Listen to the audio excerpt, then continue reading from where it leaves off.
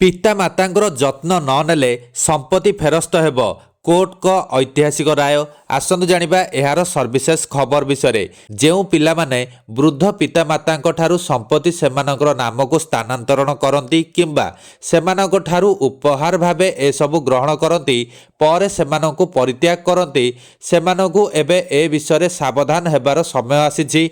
ए संपर्क में सुप्रीमकोर्ट एक ऐतिहासिक राय प्रदान करिसेंती। वर्तमान जो संतान माने एभली करिवे तांको प्रति कठोर पदक्षेप ग्रहण कराजिबो। एभली संतान मानकु उत्तराधिकारी सूत्र में मिलिथिबा संपत्ति को फेरस्त करबाकू पड़िबो। सर्वोच्च अदालतर एही राय संपूर्ण स्पष्ट करिछि जे वृद्ध पितामातांकर जत्न नेबाकू पड़िबो। सेमानंकु असहाय भावे छाड़िले दृढ़ कार्यानुष्ठान ग्रहण कराजिबो। सुप्रीम कोर्ट को एही राय को ऐतिहासिक एवं गुरुत्वपूर्ण कहुछि। सुप्रीम कोर्ट को राय स्पष्ट भावे उल्लेख करिछि जे जदि पिलामाने सेमानंकर पितामातांकर जत्न नेबारे विफल हुअन्ति तेबे पितामातांक द्वारा दिया जाइथिबा संपत्ति एवं उपहार वरिष्ठ नागरिकंक रक्षणाबेक्षण एवं कल्याण अधिनियम आधार रे बातिल होई परिबो। पितामाता एवं वरिष्ठ नागरिक अधिनियम अनुଯାयी यह कार्यकारी हेब। निकटरे सुप्रीमकोर्ट वृद्ध मानक विषय एक गुरुत्वपूर्ण निष्पत्ति नैछंती। वृद्ध माने एथिरु उपकृत हेबाकू जाउछंती।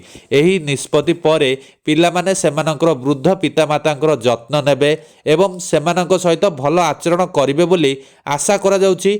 सुप्रीमकोर्ट एही निष्पत्ति नैछंती जहाँ वरिष्ठ नागरिकंक स्वार्थ रक्षा करिवार आवश्यकता उपरे गुरुत्वारोप करिछि। साधारणतः देखा जाए जे संपत्ति एवं उपहार पाइबा परे अनेक पितामाता सेमानक पिलामानक द्वारा अवहेलित होइथांती।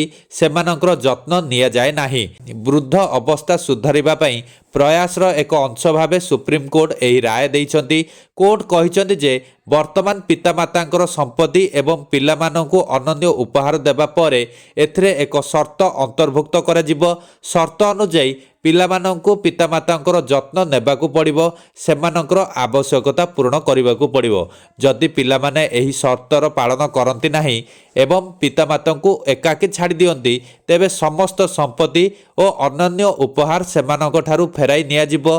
संपत्ति स्थानांतरण शून्य घोषित हेबो।